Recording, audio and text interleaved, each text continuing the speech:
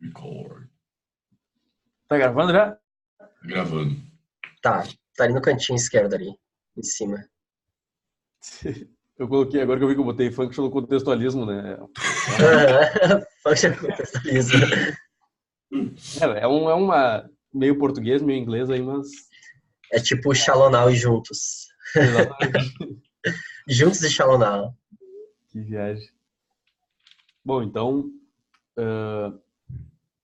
o primeiro argumento, né, que os caras colocam lá no livro é que o contextualismo funcional ele é uma variante, né, uma vertente do pragmatismo, né? Então, só para introduzir assim qual é a premissa básica do pragmatismo e eu fiquei muito feliz assim porque até eu ter lido esse capítulo, eu já tinha lido várias vezes assim textos da análise comportamental falando sobre o pragmatismo. Eu nunca tinha entendido muito bem assim o conceito, mas depois que eu li esse livro assim ficou muito claro para mim assim, e ficou muito interessante assim para mim também essa vertente da filosofia, né, da filosofia da ciência.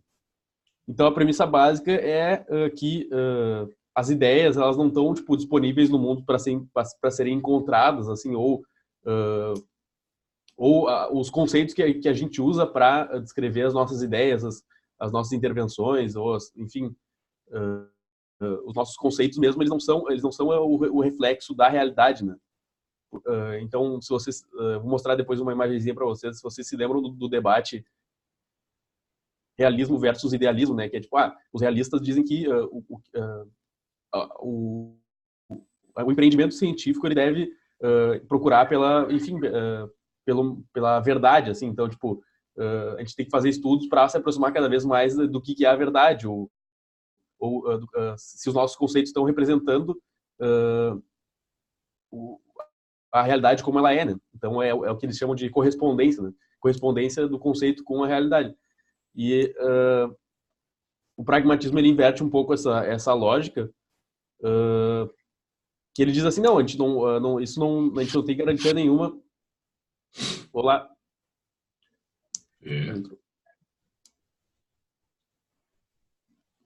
Eu acho... Olá, Pegar o Fê. gancho.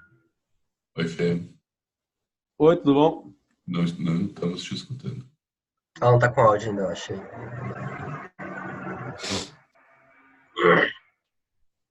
Oi, gente, estão me ouvindo? Estamos... Agora sim! Sim. Olá, de toquinha no frio. Só de regata aqui. Bah. Passando calor em Paris. Bata louco. 60 graus em Paris. Quase, 30. Lucas, eu acho real? Parece às 10 da noite aqui. Sim. Sim. Tive uma discussão esses dias com a Fê sobre behaviorismo radical e contextualismo funcional. E foi justamente essa coisa do pragmatismo, né? Então, agora que ela chegou, tu pode retomar. Claro.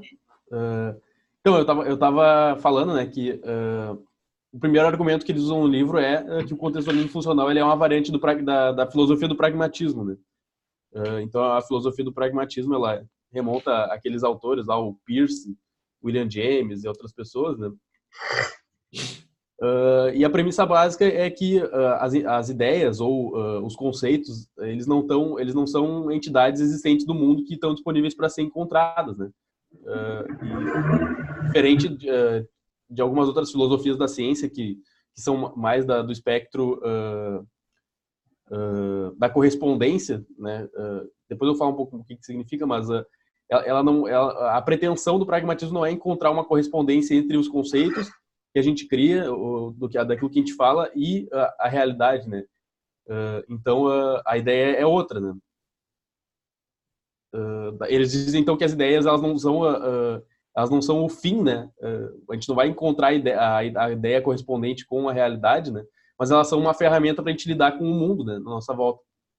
E elas não são sociais, elas são sociais, elas não são individuais. Tá. Então, os precursores da filosofia do pragmatismo são a Guerra Civil Americana, né? Eles colocam lá o pragmatismo é uma filosofia americana, né? Ela é uma filosofia diferente das demais, assim, que a gente sempre encontra, elas são filosofias europeias, né? Com origem na Europa, né? E o pragmatismo é uma filosofia puramente americana. E eles colocam no livro lá que a Guerra Civil Americana foi um dos precursores, porque, enfim, deu um monte de morte lá e as pessoas tudo se matavam e cada lado tinha uma verdade, né? Cada um dos lados era muito certo do que era a verdade e isso meio que deixou os primeiros autores assim pensando, mas a gente se apegar tanto a um critério de verdade, assim, talvez não aquilo que a gente entende como verdade não seja tão confiável assim, né? E aí o segundo precursor foi a teoria da evolução do Darwin, né? Porque na teoria do Darwin o conceito de causalidade ele se invertia, né? Antes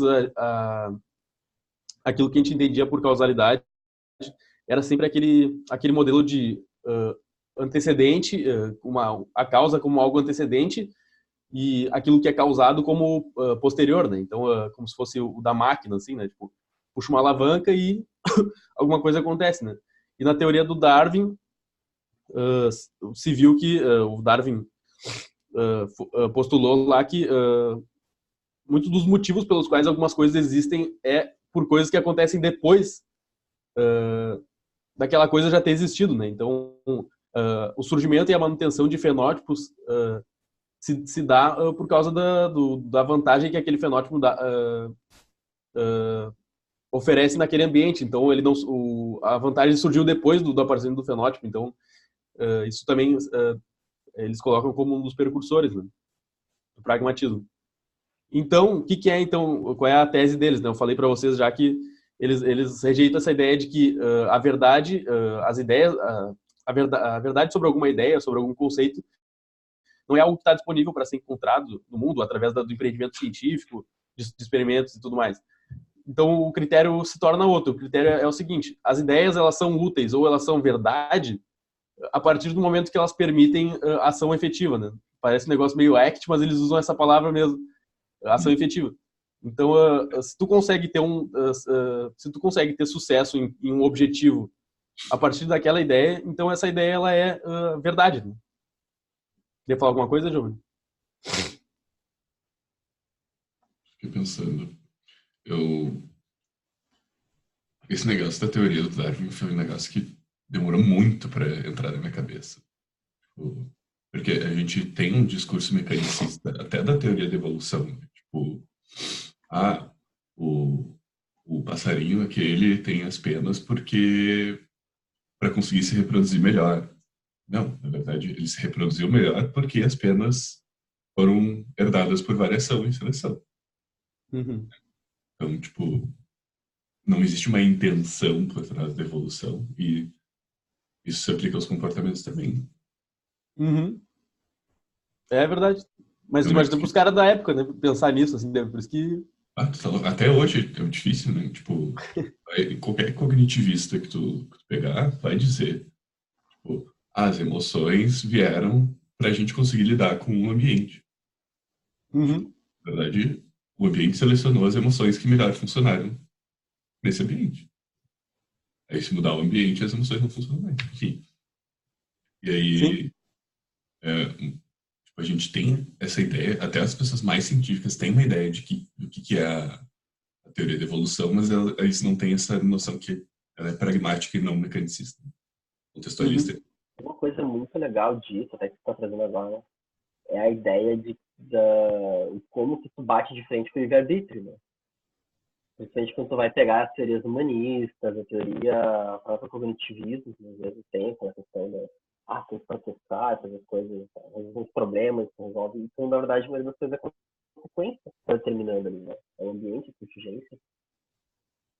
Sim. Tanto que o próprio Skinner trocou condicionamento operante por seleção por consequências. Uhum. Para fechar mais com essa filosofia. Sobre isso que o Gato estava falando, lá no fim do livro eu até não coloquei, porque eu acho que ele deu uma viajada, assim, que ele começou a falar sobre uns assuntos muito desconexos, assim, mas ele critica a psicologia evolucionista, né, que é um modelo que até pega a evolução como uma base, né, para falar sobre psicologia, mas que acaba usando esse modelo mais mecanicista, assim, né, tipo, a gente tem módulos mentais que, enfim, prevalecem quando a gente vai fazer alguma coisa e tudo mais. Ele meio que rompe com a ideia de seleção por consequências e tal. Mas, enfim.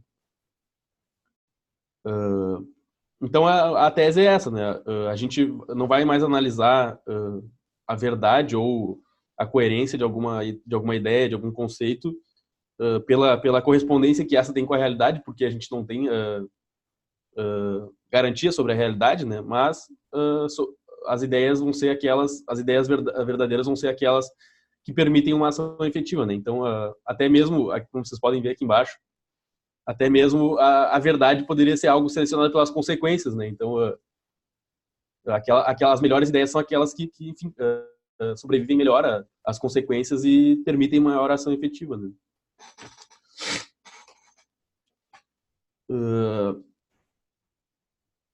Então, no pragmatismo, teorias, análise e ideias são verdade na medida que se mostram úteis para alcançar algum objetivo. E o objetivo ele tem que ser explícito, né? Então, porque podem existir vários objetivos distintos, né? Então, é uma teoria que ela não tenta se colocar como neutra, assim, né? É uma filosofia que não tenta se colocar como neutra, assim. A gente não tem objetivo ou não. Ele vai dizer, o nosso objetivo é esse e a gente vai selecionar as melhores ideias que funcionem melhor para esse objetivo. Ali também uma frase do James, que é visto como um dos precursores dessa filosofia e que depois vai influenciar o Ernest Mach, né, que é o cara que influencia o Skinner, né? Que o Skinner, o aporte filosófico do Skinner veio de um cara que ele era um físico, né, que é esse Ernest Mach, né? Não sei se ele fala nesse capítulo, desculpa te cortar. Pode falar. Mas no Compreender o Behaviorismo, o Baum traz bastante o Ernst Mach para pensar contextualismo na física, né? Porque até os 1900 lá se pensava que tinha forças motrizes interiores nas substâncias, né? Não lembro quais que eram, mas eu sei que tem o horror vacui, que é, tipo, as substâncias não gostam do vácuo, então elas vão preencher quando existe o vácuo, por intenção, né? Força propulsora. E outra que era vis viva, que eu acho que é dos elementos, assim. Tipo, hoje parece bobagem, né? Mas, tipo, os físicos da época acreditavam nisso. Sim. Como é que eles também usavam um negócio para explicar por que o éter, né? Tinha o éter também, né? Me lembrei agora, mas eu cheguei a estudar um pouco qual era a ideia desse cara, assim, mas eles não aprofundam muito no texto, assim, eu não me lembro muito também. O Compreender o Behaviorismo tem um capítulo só falando sobre isso, bem massa. Quem estiver assistindo aí na internet, leia. Eu cheguei a ler o Compreender o Behaviorismo, mas não me lembro também. Sim. Enfim, acho que dessa página é isso. Que essa ela não é do livro, né? Mas há um tempo atrás, o meu irmão ele é biólogo, né? Ele gosta mais da parte da filosofia da ciência, né?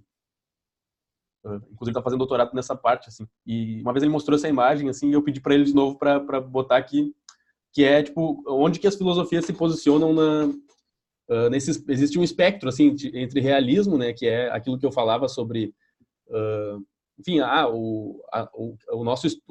ciência e o nosso empreendimento ele vai nos aproximar de uma realidade do mundo, assim, né, de uma correspondência com o mundo, assim, conceito e o mundo real, né?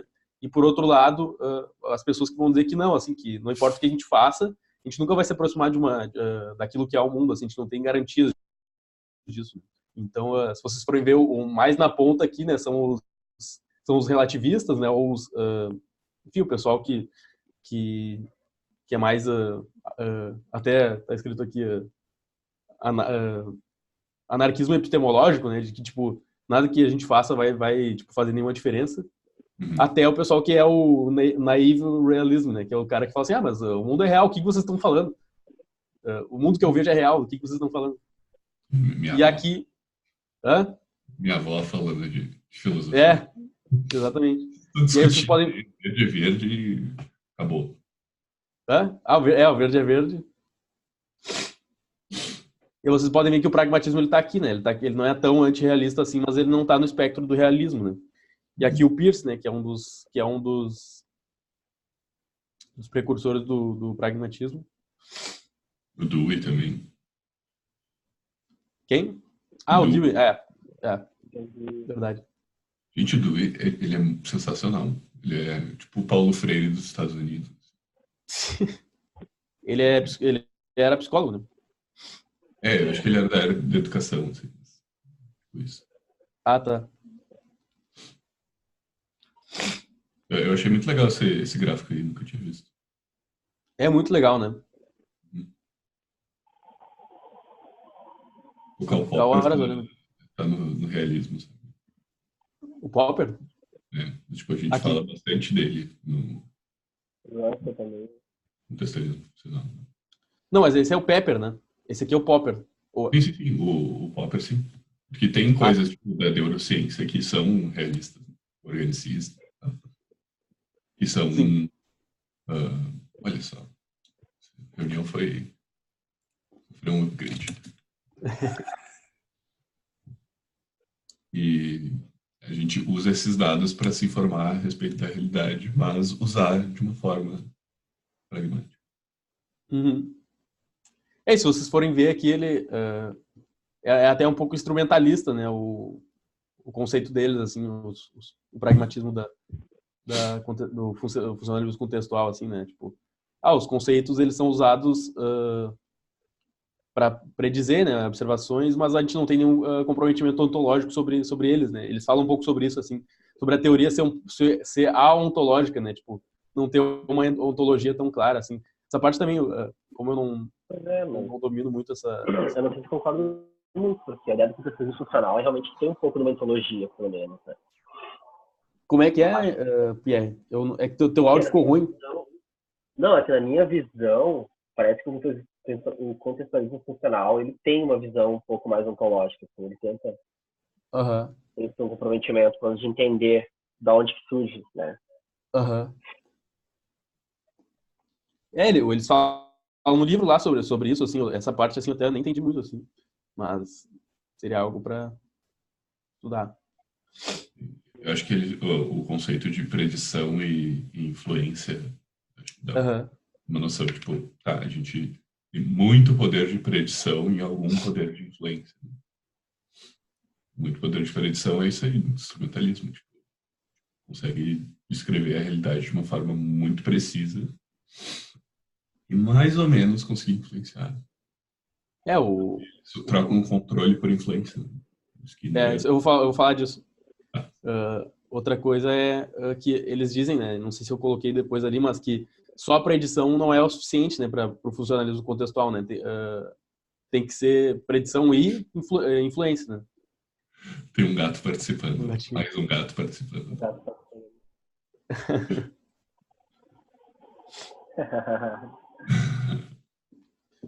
Aí depois eles dão alguns exemplos do pragmatismo no Skinner, né? Então, algumas frases que eles pegam do Skinner, assim, para provar que ele era um pragmatista, né? A ciência é uma coleção de regras para ação efetiva. Em 57. É considerado verdade algo que possibilita a ação mais efetiva possível, em 74. Uma proposição é verdade na medida em que ela permite ao ouvinte responder efetivamente à situação que ela descreve. 74 também. Conhecer é comportamento situado, ou seja, comportamento em contexto. Daí isso também entra mais naquela parte de comportamento do cientista também é comportamento e tudo mais, né? Sim, eu lembro quando eu li essa frase, tem que ser uma coleção de regras para ação efetiva. Eu estava no ônibus, assim, eu fiquei olhando para fora, assim. Tipo, quantas milhões de regras a gente tem na ciência? tipo, definem como é o nosso comportamento. Né? Aham. Sim, ó, 1% governado por contingências. Né? O resto são regras. Pior. Isso é Isso é muito interessante. interessante. Pode falar. Só isso.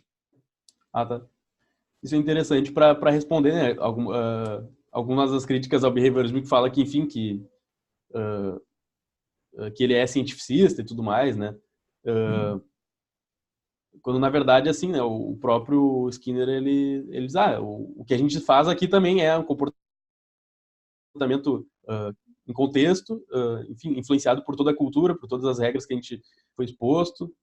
Só que o nosso critério é que, bom, isso não é verdade. O que a gente faz não é verdade ou é mentira ou é mais verdade do que outras coisas, mas enfim, se isso leva para ação efetiva dentro daquele objetivo que a gente estabelece, então isso é um empreendimento válido, né? É um empreendimento verdade, assim. Até por indica Giovanni compreender o behaviorismo, e eu lembrei agora que ele fala assim de por que pode considerar, né, o behaviorismo como uma ciência, né, a ciência do comportamento. E aí o Baum fala no inicinho, assim, de que sim, existe uma série de fatores que não se consegue explicar, mas que justamente aqueles que se pode, né, no caso de escrever e ter alguma influência sobre, é o interesse de estudo. Então, por isso é uma ciência que se atém a essas possibilidades, digamos assim. Uhum.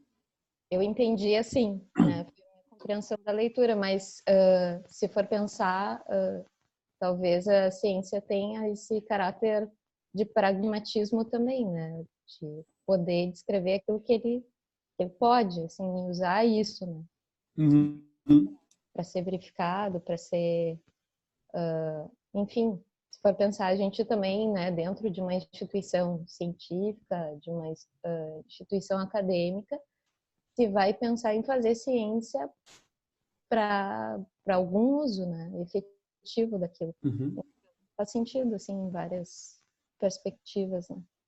Um pragmatismo também num sentido mais amplo de ciência do comportamento. Uhum. Me lembrei do que a gente estava falando semana passada, né? A gente estava aqui, entrou numa masturbação mental aqui do que é o self, tipo, como é que eu consigo como é que eu consigo me descrever, quem é que descreve eu me descrevendo. E aí acabou ficando um negócio muito conceitual, assim, né? E a gente falou, mas isso não é muito pragmático, né? A gente não tá, enfim, a gente não está se atendo à efetividade, enfim, de estudar isso, mas sim a tentar encontrar uma verdade, assim, uma entidade ontológica e tudo mais que talvez a gente não vai conseguir, né? Interessante isso, porque não só no nosso grupo da semana passada, mas no Behavior também teve essa questão. Acho que a gente não entrou tanto na questão realista da coisa, né? Enfim, a gente estava vendo como classe de comportamento. Mas deu para ver ali no grupo do Behavior que o pessoal estava tentando encontrar, assim, tipo, é verdade? Será que existe uma entidade interna ou não? Sabe? E, tipo, muito tempo discutindo se existia ou não. E não se chegou em lugar nenhum.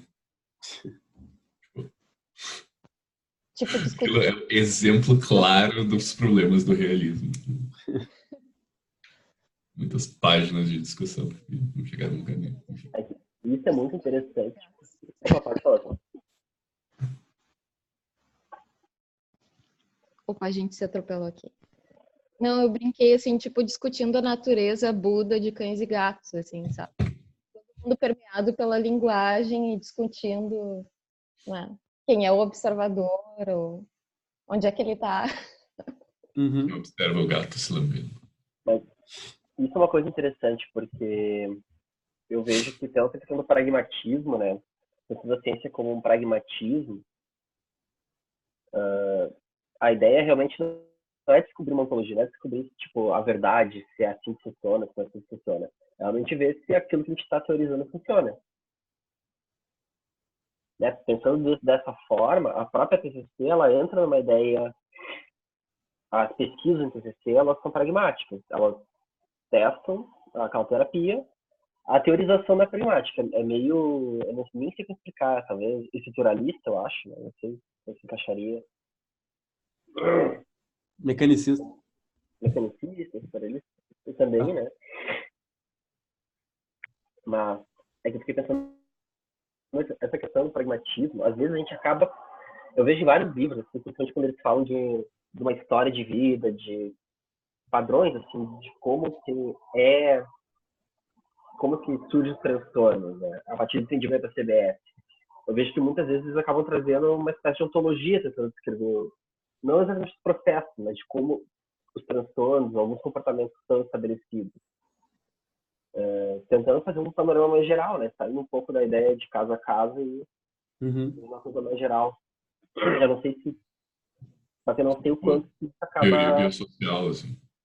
Isso, foi o que me veio, teoria biosocial. Que não tem muita base ainda, apesar de ter bastante tempo teorizado. A Marcia juntou vários estudos da neuro, da biologia, de várias coisas, mas não tem uma comprovação bem definida ainda. E a terapia da compaixão é assim também, né? Você precisa ser assim porque você ativa o sistema neuronal. E teve uma coisa agora nesse DS que eu fiquei muito bugado, porque eu fui no workshop de RFP. E basicamente os Barnes Holmes estavam falando para os comportamentos humanos que já adquiriram linguagem, tu desconsidera a parte da operante, respondente, e tudo vai ser comportamento relacional, ou seja, comportamento verbal. Aí tu ficou tipo, como, sabe? Tipo, é muito estranho pensar isso. Aí eles deram um modo de como analisar isso. Assim. Eles estão abandonando o behaviorismo. Exato. Aí eu fiquei pensando, exatamente, o próprio movimento da CBS está abandonando o behaviorismo. Só que o que eu fico pensando, até com a ideia de processos, que a gente chegou a falar isso semana passada também, né? De ser os processos, tudo. Eu não sei o quanto que eles não estão saindo dessa vertente pragmática. É isso que me preocupa. Eu não sei, acho que não, assim, porque, na verdade, eles que são os mais, pelo que eu vejo, assim, tipo, o pessoal das teorias contextuais, eles são os mais ligados nesse negócio de pragmatismo, assim, eu lendo os textos de analistas do comportamento, até o presente momento, assim, eles não se focam muito nisso, assim, é um objetivo, uma filosofia implícita ao trabalho, mas não é explícita, né? Eles não dizem assim, nós fazemos isso e é realmente isso. Eu vejo pelo pessoal da CBS, né, que eles são muito explícitos quanto a isso, assim. Mas sobre aquilo que você estava falando no início, Pierre, sobre a TCC, né, depois eu vou falar um pouco também sobre isso, mas, claro, eles também são pragmáticos nesse sentido, assim, mas o funcionalismo contextual ele tem um segundo critério, que é que os nossos conceitos eles são verdade na medida que eles permitem ação efetiva, mas eles têm que ser conceitos que possuem precisão, escopo e profundidade, né? Então eles criticam um pouco a TCC nesse sentido, assim, os conceitos da TCC não são tão bons nesses três ou em algum desses três pressupostos, né? Depois ele fala um pouco sobre o behaviorismo radical, né? E ele já fala que lá desde Skinner, o Skinner ele não postulava uma distinção. O critério de verdade do Skinner não era diferente do Watson, né? Que não é mais por, concordância entre a audiência, né? Como é que ele usava o termo? Observadores. Entre observadores e tudo mais. Segundo o Skinner, esse não era um critério válido para a gente decidir se algo de uma proposição, se um conceito ele era verdade. Então ele definiu que como válido aquilo que está sob controle. Observações válidas são aquelas que estão sob o controle de uma história de falar baseado no contato com eventos estimulantes ao invés de fatores de audiência. Então lá no livro eles dão um exemplo que é o seguinte: pode ser que coisas que uma audiência concorda não sejam verdade. O exemplo que ele dá é o seguinte: se tu coloca assim uma frase na tela bem rapidinho e tu erra, por exemplo, uma partezinha, tu bota dois que, por exemplo, o que eu vou fazer, o nosso cérebro meio que ele já lê, ele desconsidera um dos quês, assim, né? Automaticamente. E aí tu pede para as pessoas escrever o que elas leram. Pode ter várias pessoas que não vão colocar aquele que porque o cérebro, enfim, a percepção não automaticamente leu a frase como um todo, não cada parte, né? Então isso seria uma evidência de que não é porque uma audiência enxerga uma audiência, observadores concordam em alguma observação que ela vai ser verdade. Ao mesmo tempo, uma pessoa extremamente treinada em observar os seus próprios estados corporais, ela vai ser muito confiável a observação dela sobre aquela estimulação, né? Então, o critério já não é mais se observadores externos conseguem ver, mas se tu consegue estar sob controle de estímulos, né? Então, uma pessoa que é treinada para observar e descrever estímulos, mesmo que internos, seria uma observação confiável, né? É mais ou menos o que eu falei aqui. Então, o behaviorismo radical ele não insiste em concordância como um critério de verdade, né? Pode falar, cara. Nesse momento, o Watson está se revirando em seu caixão. O Skinner diz que introspecção é um método válido de observação de eventos. É verdade. Mas faz sentido. É assim que tu inclui comportamento privado. Né? Pragmático e não realista. Esse foi o ponto de virada, né? Tipo, na verdade, não foi virado porque existe muito behaviorismo metodológico hoje em dia, né? A gente chama eles de cognitivistas. Mas para tu ter uma teoria behaviorista radical, tu precisa ter essa virada. Só que daí, depois ele critica um pouco o Skinner, critica não, mas ele diz que o empreendimento não se desprendeu tanta energia para estudar, né? Embora ele reconhecesse que os eventos privados podem ser usados no empreendimento científico, ele não se aprofundou nesse assunto porque ele achava que para conseguir prever e controlar um comportamento tu não precisava desses dados, né? E a IRFT vem e diz que, na verdade, sim, né? Na verdade, só esses dados. Só esses dados a gente precisa. Mas, enfim. É interessante, né? Não. Pode falar. Vamos deixar para o final. Eu queria falar sobre aquilo que o PR falou do Parkinson, mas segue essa apresentação. Tu que sabe. Deixa anotado aí. Sim. Aí depois ele diz que o contextualismo funcionou. Deixa eu só ver que horas são. 10h52. Depois ele diz que o contextualismo funcional ele surge como uma forma de interpretar o behaviorismo do Skinner de uma forma epistemologicamente comprometida e explicitamente comprometida com o pragmatismo, né? E aí ele coloca que o objetivo desse empreendimento é a predição e a influência do comportamento dos indivíduos, grupos ou organizações, com precisão, escopo e profundidade. Esse é o objetivo explícito deles. Daí depois ele coloca por que eles mudaram o controle por influência, né? Eles colocam uns motivos furados lá deles, mas metodológico, né? E também de imagem, assim, né? Porque controle é um negócio que denota o controle coercivo e tudo mais, né? E também esse ponto aí de que controle ele denota um tipo de influência não probabilística, né? Então, uma influência exclusiva. Então, tipo, só eu, sozinho, eu controlo o comportamento daquele animal ou daquele indivíduo, né? Quando, na verdade, enfim, existem vários fatores rolando no momento e tudo mais. É o que eles dizem, não sei.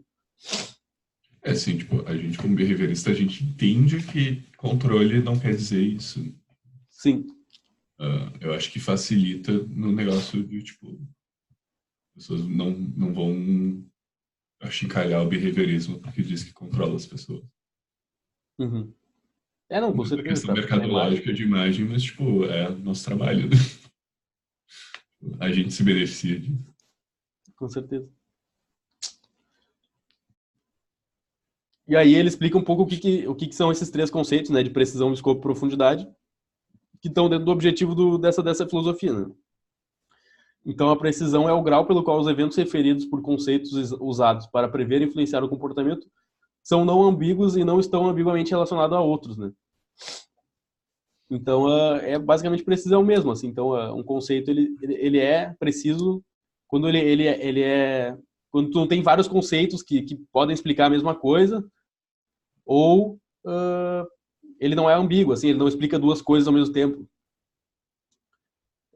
Daí ele usa o reforço como um exemplo, um bom exemplo de conceito preciso, né? Porque tu consegue identificar muito claramente quais são os fenômenos que são descritos como reforço ou reforçadores, né?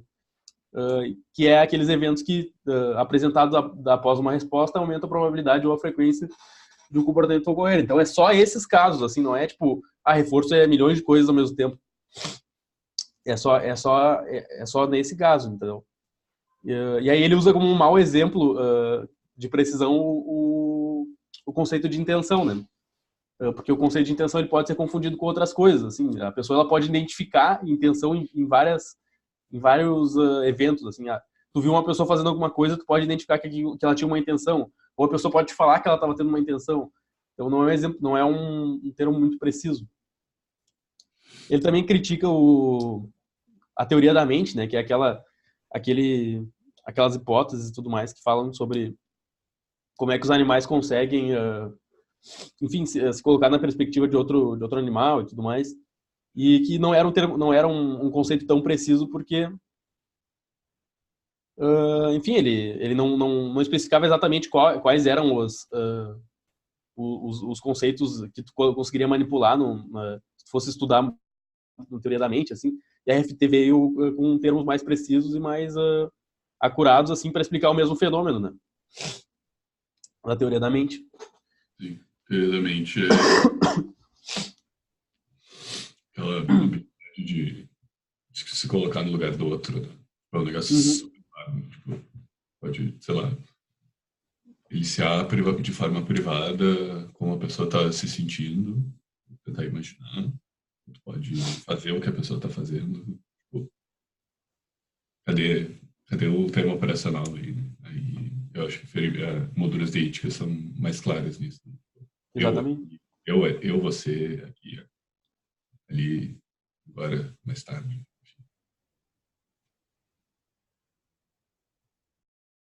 Depois. É isso aí. Daí depois o escopo é o grau pelo qual uma análise é relevante a uma ampla variedade de situações, né? E nem sempre os conceitos eles vão ter um escopo, né, muito grande, mas é interessante que eles tenham, assim, porque e aí depois ele traz de novo o conceito de reforço para mostrar como um conceito que tem tanto precisão quanto escopo, porque o reforço ele é um conceito que ele pode ser aplicado a vários conceitos, a várias situações diferentes, assim, a várias tanto tu consegue identificar esse conceito assim com precisão tanto em animais não humanos, animais humanos, vários tipos de comportamentos diferentes, assim, né, tipo várias classes de comportamentos. Então ele é um conceito que ele descreve uma classe ampla de situações, né, de fenômenos.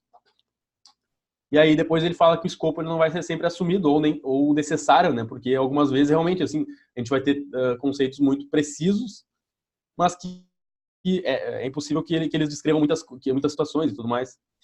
Nem sempre vai ser possível ter um escopo muito grande. E a profundidade ela se refere ao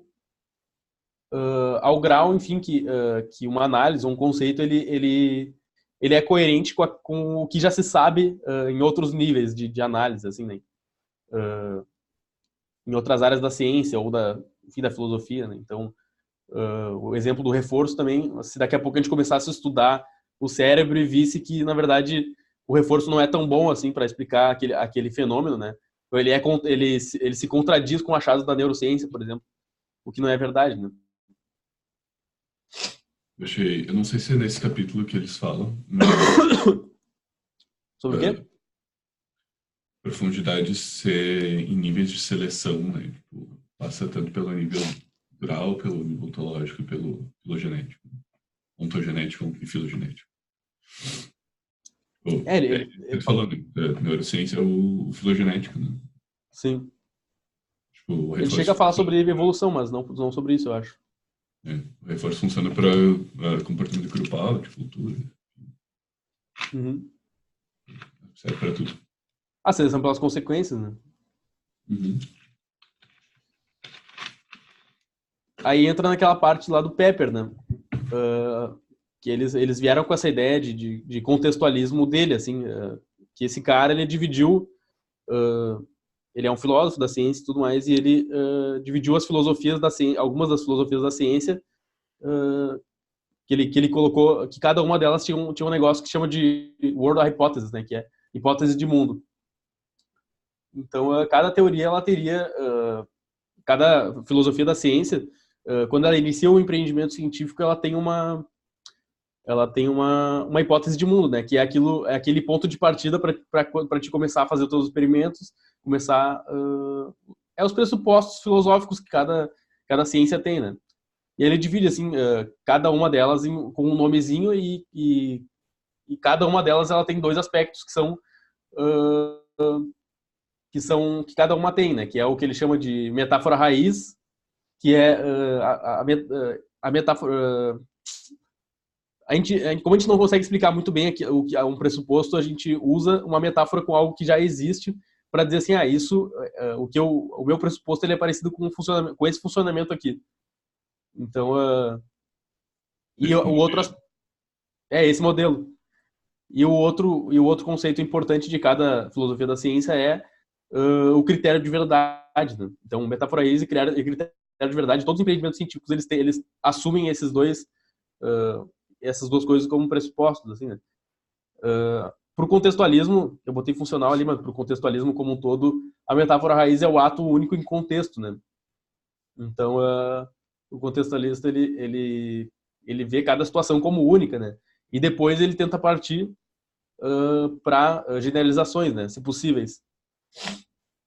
E o critério de verdade no contextualismo é aquilo que a gente já vinha falando, que é a ação bem-sucedida, né? Então, à medida que algo, se for bem-sucedido em atingir um objetivo pré-estabelecido, ele é visto como verdade, né? Daí ele cita lá outras hipóteses de mundo que outras ciências usam ou que outras abordagens da psicologia usam, né? E as suas metáforas raiz e os seus critérios de verdade, né? Eu tirei só o mecanicismo, né, para falar, porque é o que na psicologia também hoje em dia acho que é o que de mais famoso, assim, né? Que é a filosofia da ciência que informa, acho que a maior parte dos psicólogos, assim, pelo menos no nosso contexto, assim, né? Em que a metáfora raiz é o funcionamento de uma máquina, né? Então, as suas partes e as inter-relações entre suas partes. E o critério de verdade do mecanicismo é a verificação preditiva, né? Então, é quando tu faz que tu prediz que algum fenômeno é assim e aí depois, através de experimentos, tu verifica se é verdade e tudo mais. Então, esse seria o framework dos mecanicistas, né? E aí, o que eles vão fazer é buscar as inter-relações entre as partes envolvidas, as partes e as forças envolvidas nessa relação, né? Então, por exemplo, a vis viva, né, é um exemplo, assim, existe algo uma força que age sobre outra força e aí causa um resultado, tudo mais. Eles vão procurar sempre essas relações de força, assim, então motivação é um exemplo disso, assim, né, intenção, personalidade, coisas assim, né? Sim.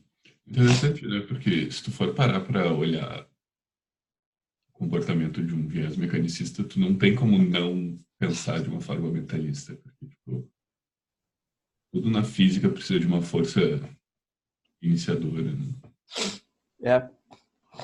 Tu olha o comportamento e, tipo, tá. O que tá vindo por trás disso aí, né? Então, faz um sentido lógico.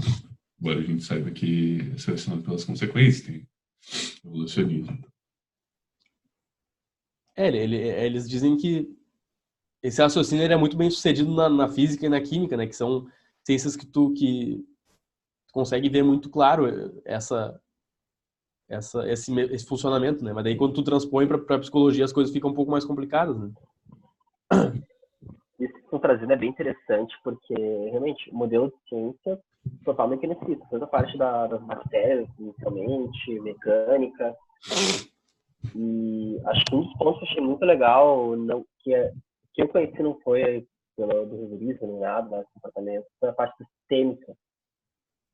Tem um livrinho que eu acho muito legal, que é Pensamento Ecossistêmico. Eu não lembro de quem que é que escreveu aquele. Acho que até quem daqui, se não me engano. Até não lembro de quem que era. Mas é um livrinho bem legal, assim, que ele traz algumas ideias sobre a questão de pensar exatamente, sair dessa lógica de causa e efeito e pensar numa coisa mais da relação entre os planos, assim, que eu acho que entra muito para a ideia do conceitualismo. Uhum. Daí que vem a terapia sistêmica e tudo mais, né? Essas mudanças de paradigmas também.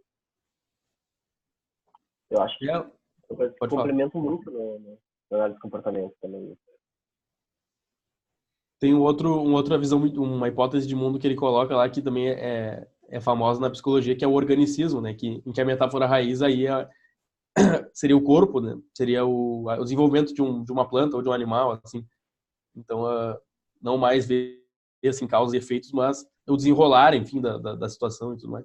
Mas eu não entendi muito bem também. Tem um pouco a ver com a psicologia do desenvolvimento. Sim, eu lembro, acho que não foi nem nesse capítulo, foi no curso do Reis. Ele fala, tipo, tudo que uma planta precisa já está dentro da semente, né? Todo o código genético já diz que, tipo, ela vai nascer desse jeito e vai crescer desse jeito e não tem nada que tu possa fazer para mudar isso. Isso é o organicismo. Ah, é? Foi o que eu entendi, né? Posso estar Ah, completamente errado, mas... ficou legal. Porque, tipo, o contextualismo vai dizer, tipo, tá, não, existe essa planta, essa semente, mas, tipo, dependendo do contexto, a árvore vai crescer assim, assim, assim, Uhum. vai Agora falando de morrer, árvore, alguém já fez na quinta série, sexta série, sei lá qual série, plantar o aquele feijão. experimento do feijão. É, do feijão. Bota o feijão no algodão, no copinho, sei lá, e ele vai crescer em direção à luz. Deixa uma caixa escura e ele vai crescer em direção à luz. Sim, Então, vários exemplos. Né? sim. Sinceramente, eu tô sambando um pouco nessa parte do, da hipótese de mundo, assim, tipo, eu não entendi. Não sinto que eu peguei muito bem, assim, o que isso significa, eu vou ter que estudar mais, assim, mas parece ser algo interessante, assim, de se pensar. Eu confundi muito com metáfora raiz. Tanto que eu falei agora da hipótese de mundo, mas eu falei da metáfora raiz, né? Uhum. Da É, semente. o hipótese de mundo seria esse conjunto metáfora raiz e critério de verdade, assim, pelo que eu entendi. É, porque a partir da metáfora raiz que eles vão avaliar, vão verificar o critério de verdade, vão Isso. ver o que eu entendi até agora. Eu tive um pensamento muito nada a ver agora. Psicologia do Compartilha. desenvolvimento é super organicista, né? Tipo, tá, a criança nessa fase vai fazer isso, nessa fase vai fazer isso, e ela vai andar, e ela vai caminhar, enfim. E aí, tipo, na minha cadeira de psicologia do desenvolvimento, tipo, na última aula, veio um professor falar de Bronfenbrenner. Eu fiquei, tipo, por que eu estudei tudo isso até agora se Bronfenbrenner explica muito melhor o fenômeno? E, tipo, é o orgânico, aí o social proximal, o social distal, aí a cultura, sabe? Explica muito melhor o desenvolvimento infantil. Só a psicologia, só a papalha lá. Né? Ah, não, Papalha. Papalha é horrível. Mas Papalha tem um pouquinho do Buff Banner, mas não vai Sim, decidir sim, nada. sim. A papalha é só a editora, né? Organizadora. Sim. Enfim. Foi só um pensamento aqui sobre organicismo. Mano, mas valeu, assim, eu consegui entender melhor o que significa, assim, com o tio falando da planta, enfim, das crianças. Na verdade, crianças são Das plantas. árvores. Que Na verdade, crianças são plantas. são plantas com As árvores uma são. ansiedade. Somos nós.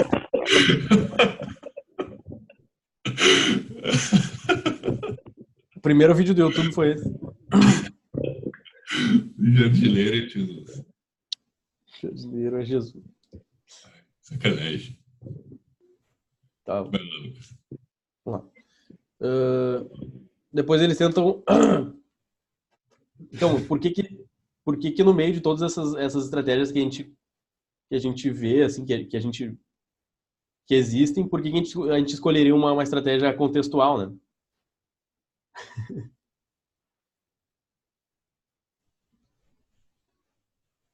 Desculpa, não consegui parar de rir ainda, mas vai lá, Lucas. Tu tá tipo super vermelho.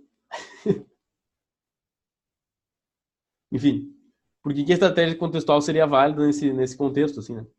Então, primeiro enfim, tá demonstrado que transpor o empreendimento das ciências físicas à psicologia não é tão frutífero, né? Porque levou os cientistas do comportamento a estudarem construtos que eles não são nem facilmente manipuláveis, né?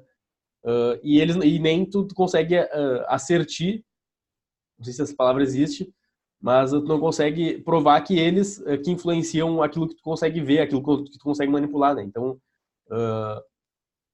tudo aquilo que a gente chama de traço de personalidade, intenção, motivação, são coisas que esse empreendimento científico das ciências trazido das ciências físicas, eles começaram a ser estudados, mas que a gente não consegue nem manipular, nem saber se a gente está manipulando certo ou se essas coisas elas têm relação com aquilo que a gente está dizendo que elas têm, né? Que é o comportamento observável, né?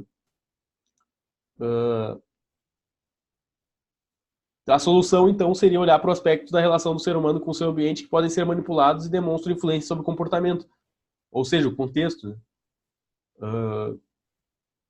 Então, o contextualismo funcional ele não vai se preocupar em dizer se existe motivação, se existe intenção, se existe personalidade, mas sim, bom, a gente não consegue influenciar isso, a gente não consegue influenciar essas variáveis, então elas não são tão úteis para o nosso empreendimento, né? Já que a gente pensa em predição e influência, né? Eu fiquei pensando, passou de tempo. Claro.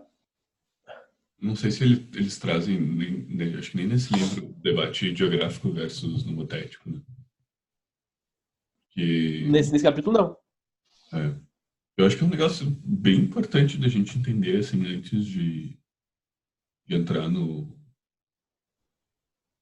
critérios de verdade, porque, tipo, tem muita pesquisa em psicologia que é nomotética. 99% da pesquisa em psicologia é nomotética. E isso explica de uma forma muito pobre a realidade. Né? Tipo, como se fosse um quebra-cabeça de 5 milhões de peças e cada pesquisa tu bota uma pecinha. E aí vem outra pesquisa, tira essa pecinha e bota outra. Aí, entendeu?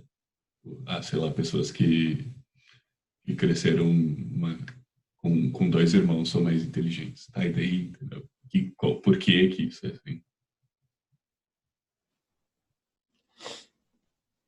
E, sei lá, enfim. Tu deve ter visto lá acho que é nos primeiros vídeos do curso, né?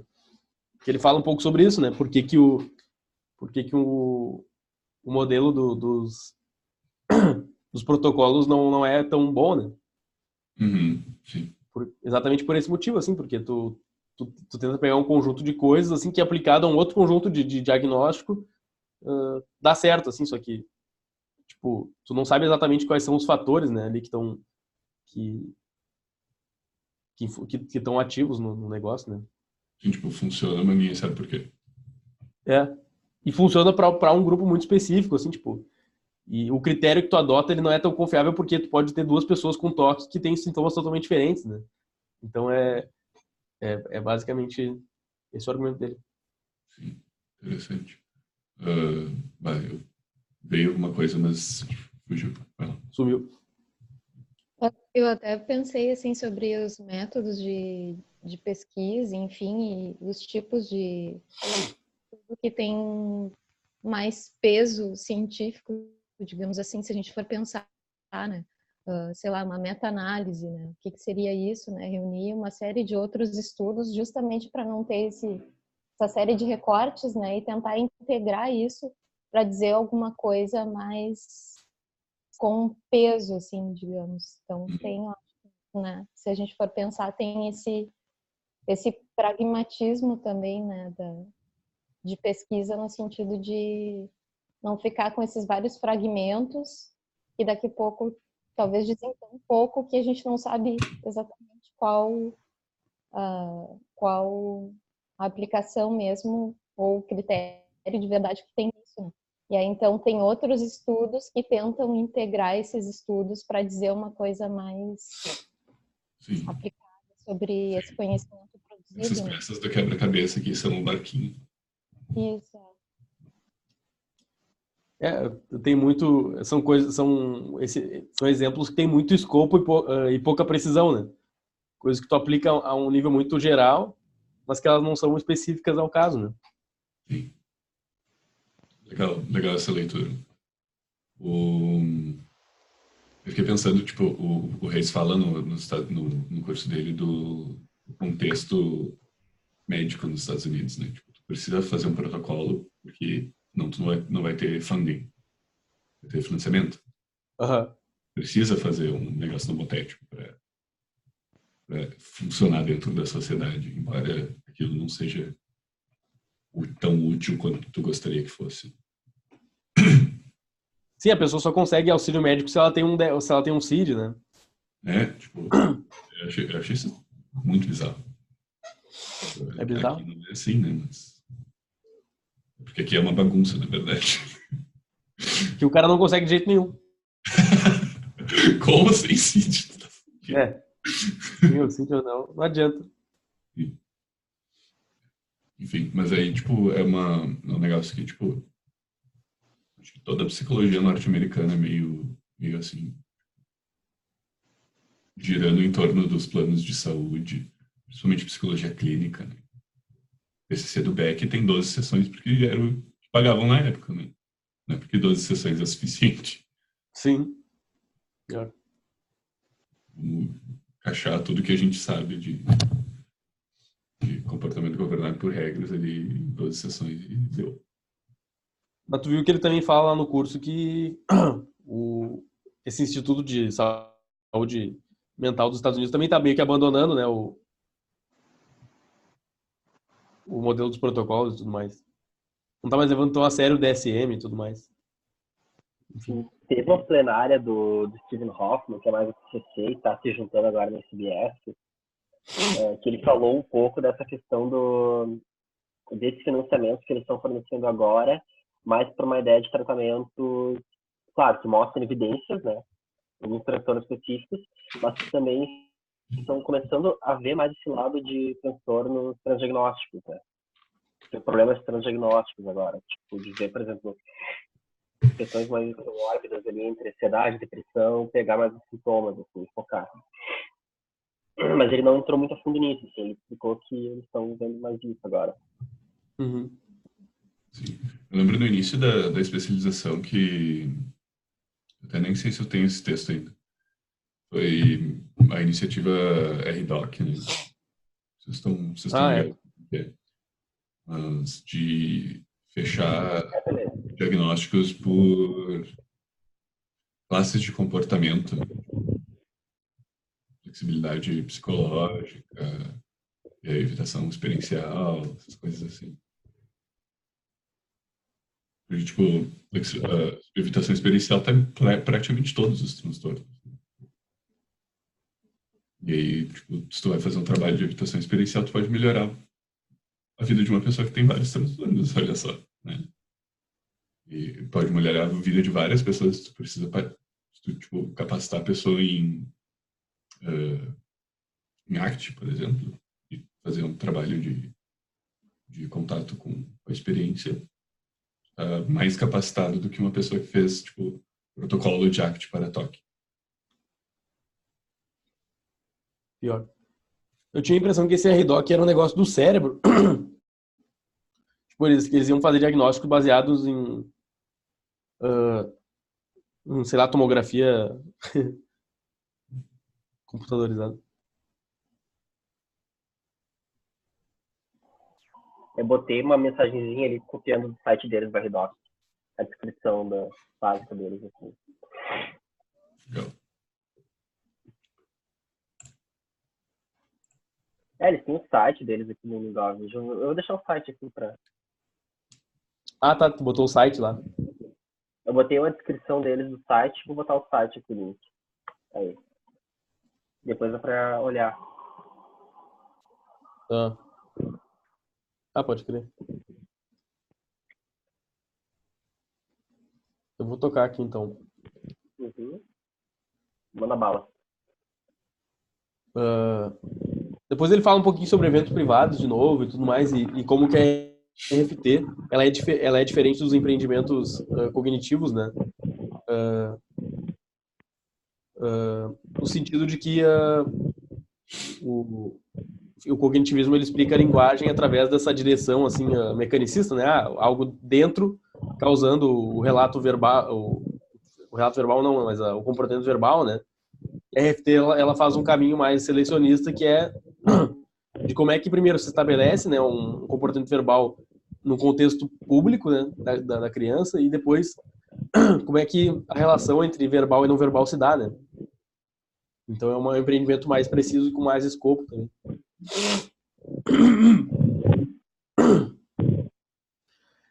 E aí no fim do capítulo ele começa a falar um pouquinho sobre como que o contextualismo funcional pode ser útil no estudo de outras áreas da ciência, né?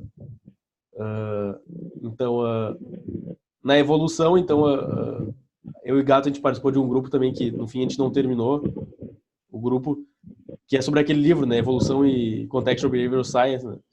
Que, enfim, o pessoal tá bem interessado nessa nova onda, assim, de evolução multinível, né? Então, não só como o genoma é selecionado, como o fenótipo é selecionado, mas também como as práticas culturais são selecionadas, como o comportamento simbólico é selecionado, na epigenética, coisas assim, né? Então, esse raciocínio pragmático contextualista funcional também ajuda nesse sentido. Nas organizações, então, na análise de contingências que selecionam boas e más práticas nas organizações. Na saúde pública, né, que é bem essa parte do Biglan, que ele faz sobre os ambientes nutridores e tudo mais. E na análise dos impactos que certos contextos ou certas variáveis têm na saúde mental das pessoas, na saúde física das pessoas. E na economia, no impacto que políticas como o salário mínimo universal têm sobre outros fatores, né? O que eu entendi dessa parte é mais que, tipo, assim, como que... Isso para nós é muito óbvio, né? E nem precisaria ser um contextualista funcional para tu ter esse tipo de raciocínio, né? Mas, se for pensar na psicologia ou na ciência, em áreas mais mecanicistas ou mais mentalistas, né? Tu não vai pensar em fatores externos que influenciam ações das pessoas ou enfim, outras coisas, né? Tu vai pensar em fatores internos, né? Então, tipo, por que tu vai pensar em como que a pobreza afeta a saúde das pessoas, a violência, se tu pensa que a violência, uma pessoa cometer um ato violento, ela era a intenção dela, né? Era porque ela queria, ou porque ela é má. Então, tu não tem motivação para fazer um tipo de pesquisa assim se tu entende o mundo dessa maneira mentalista, né? Da mesma forma, tu não tem por que tu estudar como é que as contingências numa organização influenciam as práticas. Se tu pensa que o funcionário ele tá assim porque ele é preguiçoso, né? Ou porque ele, enfim, porque ele não tem motivação para trabalhar. Então, o que eu entendi dessa parte foi mais ou menos isso, né? Assim, como é que um raciocínio mais externalista pode ajudar em outras áreas da ciência, né? Em outras áreas de aplicação. E aí eu acabei. Pode falar agora. Acho muito interessante essa parte final, a gente da questão da saúde pública. Porque, exatamente, se entrar no modelo mecanicista, um funcionário que vai mal, ele tá isso porque, por mais que leve, ele é estruturado, uma coisa muito conceitualizada, preguiçoso, tudo mais, ele não faz o trabalho direito, por isso que ele está derrubando a empresa, né? Eles até podem ver a questão sistêmica, mas eles veem a questão sistêmica só dos efeitos daquele funcionário na empresa, e não dos efeitos do contexto da empresa no funcionário, né? Não é uma coisa mútua que acontece. E é interessante pensar também como isso falta para a política e para a economia, principalmente no contexto brasileiro, porque não é só uma questão mecanicista de aumentar o investimento, aumentar, digamos, o valor oferecido para a população, de salário mínimo, etc. Porque tem que ter um planejamento também cultural de como esse dinheiro vai ser administrado, como é que as famílias vão lidar com esse dinheiro a mais, digamos assim, né? Porque isso são coisas que tem que se pensar também numa rede de contexto, né? Eu falou em renda básica universal, eu fiquei assim, yeah!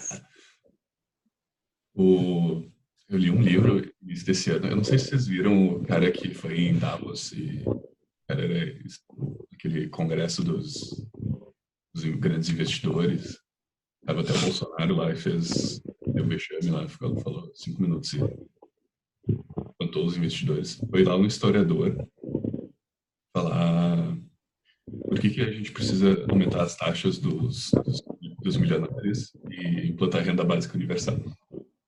E o cara é muito bom. Assim, 40 minutos, chinelhou todo mundo ali que tava presente. Inclusive as pessoas que faziam perguntas, ele continuava chinelhando, só que tipo, todo mundo estudos com dado. E eu fui comprando o livro dele, eu li. E o que ele traz ele postula que a renda básica universal é uma solução para vários problemas. Tipo, em vários contextos, o que está faltando é o dinheiro. Porque ele até mostrou um estudo, tipo, as pessoas se comportam diferente quando está faltando dinheiro. Tu se torna mais impulsivo, tu faz comportamentos que tu não faria quando tem dinheiro. E tem vários experimentos com renda básica universal e mesmo pessoas que são populações de risco para, sei lá, drogas, alcoolismo, comportamento criminoso em geral, com a renda básica universal isso reduziu. E, tipo, não só a pessoa não precisava mais roubar e matar, mas a pessoa já entrava num processo biológico diferente. Eu achei o máximo, assim, tipo, não é só a questão do dinheiro, a questão, tipo, orgânica da pessoa muda. Quando tu tem operação motivacional, né? Tipo, o dinheiro não é mais tão importante, então não precisa fazer um monte de cagada por causa de dinheiro. Eu achei muito interessante o que tu falou, porque ainda mais quando a gente tem diversas pesquisas hoje mostrando que o estresse já afeta a nossa biologia, afeta a questão genética também. O estresse durante a gestação também afeta o feto. Tem muita coisa interessante de genética e epigenética relacionada ao estresse que tu vai pensar na questão financeira e influencia total, né? Sim, a pessoa trabalha 60 horas porque o salário mínimo não dá conta. Ele até mostrou um estudo, acho que foi em Seattle, que eles fizeram, e o número de divórcios aumentou. E aí as pessoas cortaram porque o número de divórcios aumentou. Porque eles foram investigar, tipo, 20 anos depois, né? Tipo, nos anos 70 eles fizeram vários experimentos de renda básica universal. E aí, nos anos 90 eles voltaram lá para ver os dados disso aí, mas era, tipo, pessoas que estavam sofrendo violência doméstica, agora tinham uma opção para sair do contexto violento. Tipo, imagina, nos anos 70 era um negócio super machista, né? Tipo, muita gente estava em casa por obrigação. E aí tu fica pensando, tipo, tá, e se a prática cultural mudar, vai mudar muitos comportamentos das pessoas, né? Tipo, essa prática cultural só, o fato de ter uma renda básica universal. E aí muda os relacionamentos, muda o relacionamento com o trabalho, muda a saúde pública, né? Bem interessante. Se vocês quiserem PDFzinho para você. Eu cheguei a dar uma olhada naquele livro do Biglan uma vez e é muito isso, assim, né? Tipo, como é que contextos de vulnerabilidade consegue se acumulam, geram um efeito cascata, assim, em problemas, né? Tipo, a pessoa ela já vive num ambiente pobre, ela está no ambiente de vulnerabilidade social, ela não tem acesso ou não tem conhecimento sobre métodos contraceptivos, aí ela engravida muito jovem, aí o filho, enfim, né? Tipo, a violência não é um negócio que surge de uma vontade interna, mas sim de um contexto histórico muito que providencia, né, isso, né, que pressupõe isso, assim, que... Sim. E falar que a violência sistêmica é meio chavão, assim, mas se a gente pensar nos 3 níveis de direção, faz todo sentido. Exatamente. Eu achei legal esse debate, porque eu vim pensando no tempo o quanto que realmente o diagnóstico de transtorno social é uma coisa válida, realmente, sabe? O quanto que muita gente que recebe esse transtorno é uma coisa mais realmente biológica, é uma coisa do contexto. Eu fico pensando muito sobre essa questão, assim. E também o quanto que o próprio comportamento de violência criminoso que algumas pessoas têm, o quanto que isso realmente é de um transtorno social e o quanto que isso é do contexto. Porque tu pega crianças de um contexto, por exemplo, no Brasil, a gente tem o contexto da criança que está brincando de boas ali, como uma criança de 9, 10 anos que está segurando um fuzil para proteger a região que ela tem que cuidar. Então, é muito interessante pensar que enquanto que essa parte do contexto pode afetar o comportamento violento. Sim. E contexto cultural também, né? Machismo, questão de, tipo, tu não pedir ajuda, até no meu trabalho com os homens na violência doméstica, eu sempre tiro um dos encontros para falar sobre gênero. Né? Adoram quando eu chego assim, e aí, pessoal, vamos falar sobre gênero? Começa a se coçar assim, Bolsonaro. Mas é assim, tipo, o gênero, ele é cultural, ele é lógico, é ontogenético e cultural, né? Tipo, tu aprende por contingências por, e de forma simbólica. E aí, tipo, muito do comportamento violento, ali no caso da violência doméstica, é uma questão cultural. Né? O homem é o provedor da casa e a mulher tem que cuidar dos filhos. E se qualquer coisa sai desse modelo, já entra pro modelo de violência, que é o homem que tem que defender a sua família, né? Defender a instituição da família. E aí, tipo, é o machismo, que é um negócio cultural, meio mentalista, mundo das ideias. Mas, tipo, tá controlando 99% dos comportamentos daqueles homens. E dos nossos comportamentos, né? Todo. E acho que a respeito do machismo, assim, acho que uma das coisas sempre se fala de machismo e também se foca no feminismo, né, como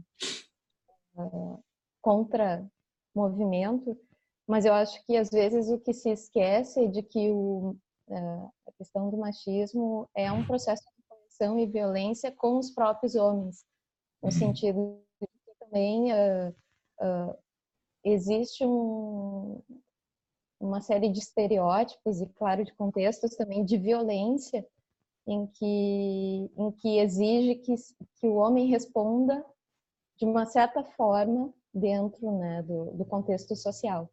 E que, principalmente quando se vê em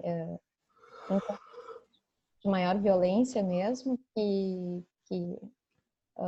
de repente, dependendo de que tipo de violência a pessoa está exposta, de repente com envolvimento de tráfico ou algo nesse sentido, de que a gente vê jovens, homens, vitimados, né, pelo tráfico e pela violência armada, ou com índices alarmantes assim no Brasil de suicídio entre jovens. Uhum. E isso traduz também um processo de violência, claro, da desigualdade social que a gente estava comentando, né, que passa realmente pelas pessoas terem condições mínimas ainda que enfim, até de saneamento, começar por aí, né? E de renda também. E mesmo, acho que nós, assim, também como profissionais, às vezes a gente identifica que até quando se tem maior recurso, maior disponibilidade, né, de acesso a, enfim, a poder ir para uma instituição acadêmica, fazer uma graduação e voltar para o mercado, a gente vê que o mercado também não está acolhendo as nossas habilidades e aquilo que a gente tem para oferecer também de uma forma generosa, também como um retorno, às vezes, né, financeiro. Basta ver o tipo de remuneração que se oferece também para uma pessoa que sai com uma graduação. Mas, enfim, todos esses processos de violência, a gente está falando de processos de coerção, né, culturais, sociais, e aí voltando lá, né, para a questão, tá tudo meio interligado, né? Então, às vezes a gente olha para um fenômeno assim meio como isolado, mas tá todo mundo junto. Lei a coerção e suas implicações. Eu achei muito legal você falar do termo da coerção, porque realmente essa cultura, principalmente do machismo, de coisas, ela não é só sobre violência, é sobre controle. É sobre o estabelecimento de rotinas de controle do que é permitido não fazer. É uma regulação da sociedade, de certa forma. Está sendo quebrada agora, por isso que gera tanta resistência do pessoal mais antigo, assim, né? Porque é um padrão de como a sociedade funciona, como as pessoas imaginam, né? Como se mentaliza, e funciona a sociedade, tem que funcionar a sociedade, e essas regras de controle social estão sendo quebradas. Sim. E pensando no... Lembrando aquele primeiro artigo que a gente discutiu, né, do comportamento governado por regras. Dá para pensar nesses comportamentos, nessas regras sobre comportamento do homem como mandos, né? E diminui muito a flexibilidade ao contexto. Acho que é um negócio bem importante, assim, tipo, porque mando não é porque é mando que é ruim, mas porque diminui a flexibilidade ao contexto. E aí, um dos trabalhos que eu faço lá é tipo, pensar assim, quantos de vocês estão cozinhando hoje? Quantos de vocês estão sendo sustentados pela esposa? Quantos de vocês, sabe? As coisas estão mudando e as pessoas ainda têm uma mentalidade, né, um comportamento governado por regras mais em desacordo com ele. Não tem tracking, só tem clients. E isso é muito interessante também, porque agora você falou essa questão. Me vem muito aquela questão da... Não sei, quando alguém tá vivendo alguma coisa que não tá muito legal na vida dela, não sei, tipo... A pessoa tá meio desanimada com a vida, digamos assim, a questão dos valores, que seria da arte, né? A pessoa tá afastada dos valores dela, e isso influencia vários sentimentos. Então, às vezes, está essa questão do pliance mesmo, seguir regras culturais. A pessoa, não digo valor, mas a pessoa segue muito esse pliance, esse comportamento governado por essa regra. Isso também gera para ela não estar em conformidade com essa regra, gera um sofrimento terrível também, né?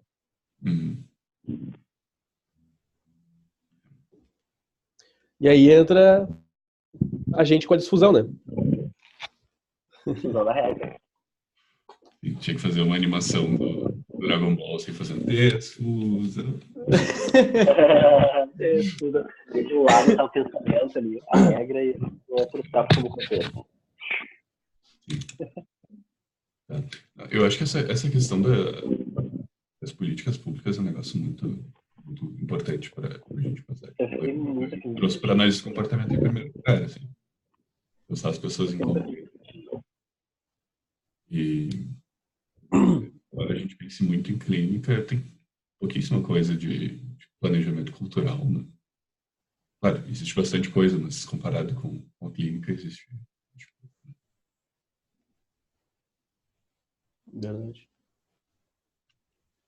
Enfim. Vamos falar sobre o próximo. E o comentário que tu queria fazer, Giovanni? Aquele que tu ficou de anotar para falar no final, tu já falou? Eu já falei, era sobre o sistema de saúde americano. Sim. Guardei na minha memória a operação.